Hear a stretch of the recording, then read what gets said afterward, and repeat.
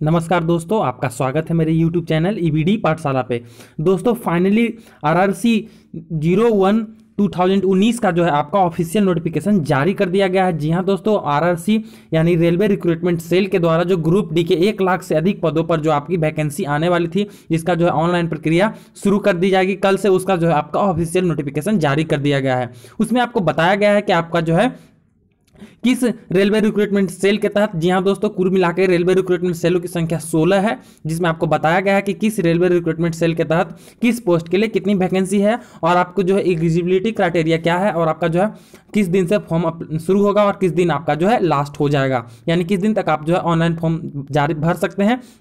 और साथ ही साथ आपका जो एजुकेशनल क्वालिफिकेशन और बाकी सारी बातों की जानकारी आपको डिटेल से दी गई है। तो वीडियो के अंत तक बने रहिएगा और यदि आप मेरे चैनल पर नए हैं तो चैनल को जरूर सब्सक्राइब कर बेल आइकन को प्रेस कर दीजिएगा, क्योंकि रेलवे ग्रुप डी से रिलेटेड कोई भी न्यूज या नोटिफिकेशन आती है तो मैं आपके लिए इस चैनल पर लेके आता हूँ। तो ऑफिशियल नोटिफिकेशन डाउनलोड करने के लिए दोस्तों सबसे पहले आपका जो है आरआरबी चेन्नई के ऑफिशियल वेबसाइट पर आना होगा। यहाँ पर देख सकते हैं, यहाँ पर आ चुका है ऑफिशियल नोटिस, जिसमें लिखा हुआ है कि important notice CUN number RRC 01 2019। जी हाँ दोस्तों, 2019 के तहत ये वैकेंसी जो आरआरबी में ना आकर आरआरसी में है। जी हाँ दोस्तों, यहाँ पर इस click here to download notification download करने के लिए इस पे आपको क्लिक करना होगा। आप जैसे ही इसको क्लिक करेंगे तो आप जो है आपका ऑफिशियल नोटिफिकेशन जारी हो जाएगा। तो चलिए हम लोग ऑफिशियल नोटिफिकेशन को देखते हैं कि उसमें आपका जो है क्या क्या चीज की जानकारी दी गई है।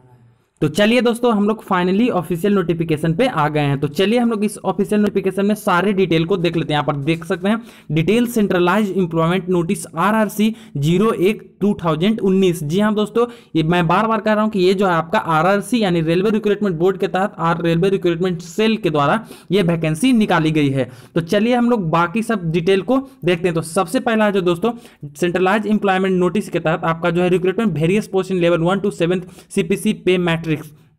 यहाँ पर ये आपको इंपॉर्टेंट डेट दिया गया, जिसमें opening of online registration of application आपका जो 12/3/2019 से आपका 5 बजे से शुरू हो जाएगा और आपका जो है closing of online registration of application आपका जो है 12/4/2019 को खत्म हो जाएगा, यानी कि कुल मिला के आपको 1 महीने के अंदर ये फॉर्म भरना है। अब आगे देखते हैं closing date of time of payment of application online banking के तहत 23/4/2019 को खत्म हो जाएगा और SBI चालान के तहत आपको 18/4/2019 के तक आपको करना है और पोस्ट ऑफिस चालान में भी आपको 18/4/2019 तक की आपको सीमा दी गई है।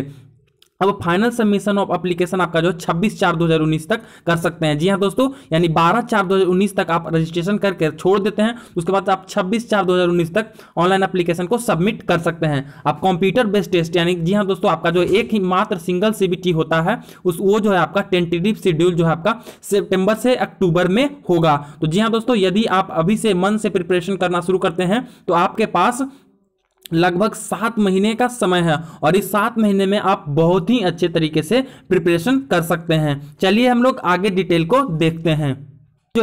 अब जो है दोस्तों, यहाँ पर देख सकते हैं detail of vacancy at a glance, यानी आप जो है एक ओवरव्यू लीजिए पूरे वैकेंसी को, यानी कि जिस जिस जोन में यानी कि जिस जिस रेलवे रिक्रूटमेंट सेल में आपका जो है वैकेंसी आई हुई है उसके बारे में। तो दोस्तों यदि मैं इस सारी बातों को डिटेल यदि इस वीडियो में बताता हूं तो वीडियो लगभग 25 से 30 मिनट की हो जाएगी, इसलिए मैं इसका जो है आपका एक ऑफिशियली अलग से आपको जो है वीडियो प्रोवाइड कर दूंगा। तो यहाँ पर ये देख लीजिए कि आपका जो है जनरल के लिए कुल मिला के 42,355 सीट है, SC के लिए कुल मिला के 15,559 सीट है, ST के लिए 79,7984 सीट है और OBC के लिए 27,378 सीट है और EWS के लिए 10,361 सीट है। और यहाँ पर देख सकते हैं टोटल वैकेंसी आपका जो देख सकते हैं दोस्तों 1,03,769 आपकी कुल मिला की ग्रैंड टोटल वैकेंसी है और एक सर्विसमैन के लिए 20,734 पोस्ट है और आपका जो CAA का जो है 20,734 और PWD के कैंडिडेट के लिए 4,326 पोस्ट है। आप देख सकते हैं दोस्तों। अब आगे हम लोग चलते हैं, अब आगे देख लेते हैं बाकी डिटेल के बारे में। तो यहाँ पर अब देख सकते हैं यहाँ पर स्टेज ऑफ एग्जामिनेशन, यानी आपका जो है इस प्रोसेस में आपका जो कितने स्टेज में आपका एग्जामिनेशन लिया जाएगा। तो दोस्तों पिछली बार की भांति इस बार भी आपका जो है सिंगल सीबीटी आपका होगा, यानी the exam shall be computer based test. Railway administration reserve the right to conduct CBT in either single और मल्टीपल स्टेज। जी हाँ दोस्तों, अभी तो आपका जो है सिंगल स्टेज में होगा, लेकिन रेलवे ये डिसाइड कर सकती है कि आपका जो मल्टी स्टेज में भी एग्जाम लिया जा सकता है।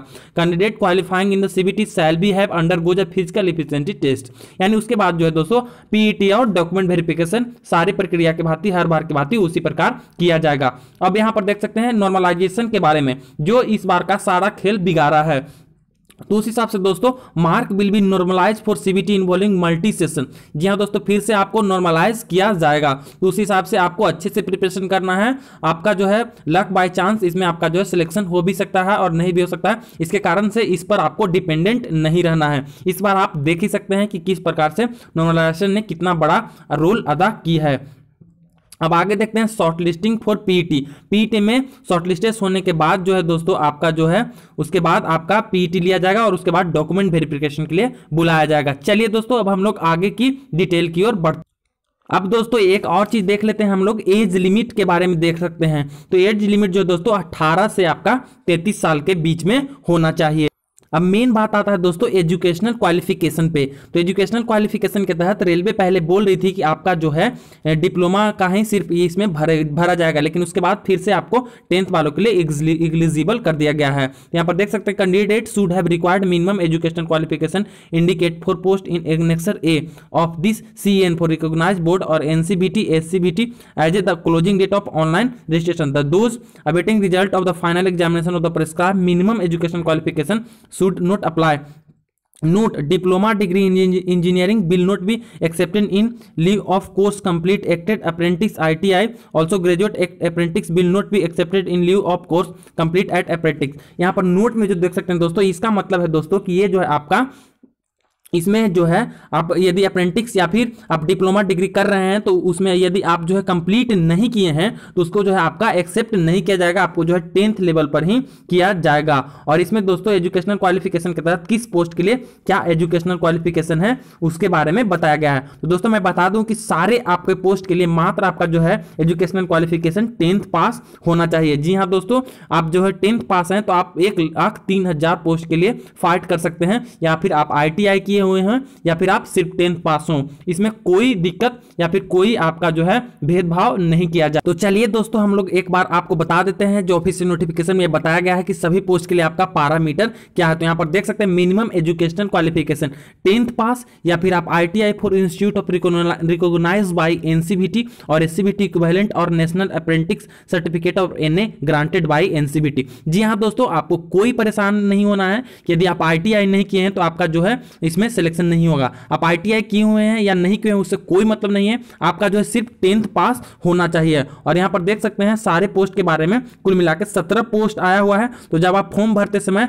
आपको पोस्ट प्रेफरेंस दिया जाएगा तो आप इस हिसाब से पोस्ट प्रेफरेंस चूज कर सकते हैं। तो मैं आपको इसके लिए भी एक अच्छी सी वीडियो बना दूंगा कि कौन सा पोस्ट आपके लिए अच्छी है और कौन सा पोस्ट आपको सबसे पहले चूज करना चाहिए। और यहाँ पर देख सकते हैं मेडिकल स्टैंडर्ड किस पोस्ट के लिए कितना है, और साथ ही साथ आपका जो दोस्तों फिजिकल एफिशिएंसी टेस्ट में उसी प्रकार से आपको 35 kg लेके आपको 100 मीटर दौड़ना है और साथ ही साथ 1000 मीटर आपको 4 मिनट में पूरी करनी है। तो ये सारी बातों को आपको क्वालिफाई करना है और उसके बाद आपका जो है फाइनली आपका जॉब उसके बाद डॉक्यूमेंट वेरिफिकेशन के बाद आपको मिलेगा। तो बाकी जानकारी को दोस्तों मैं आपको सेकेंड वीडियो में लेके आ जाऊंगा। इसमें देख सकते हैं आप 10 मिनट के आसपास वीडियो होने जा रही है, तो ज़्यादा बड़ा वीडियो होने से आपको जो है परेशानी होगी और नेक्स्ट वीडियो में आपको सारी जानकारी मिल जाएगी। आपको क्या क्या और चीज़ की ज़रूरत पड़ने वाली है, आपको जो फॉर्म भरते समय क्या क्या चीज़ की ज़रूरत पड़ेगी और आपको कैसे क्या मिस्टेक नहीं करना है पोस्ट प्रेफरेंस के दौरान, आपको अच्छे पोस्ट प्रेफरेंस को चूज़ करना है और इन सारी बातों को ध्यान में रखना है।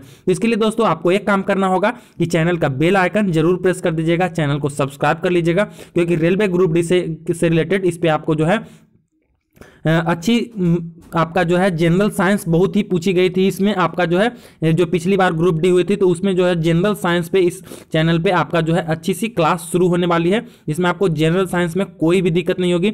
20 सवाल यदि जनरल साइंस के पूछे जाते हैं तो आप 18 सवाल करके आइएगा। तो चैनल को जरूर सब्सक्राइब कर लीजिएगा, और ये इसमें आपको जो है बहुत जल्द इसका क्लास आपको मिलेगी, वो भी आपको फ्री ऑफ कॉस्ट। तो चलिए दोस्तों, मिलते हैं आपसे नेक्स्ट वीडियो में, तब तक के लिए बाय।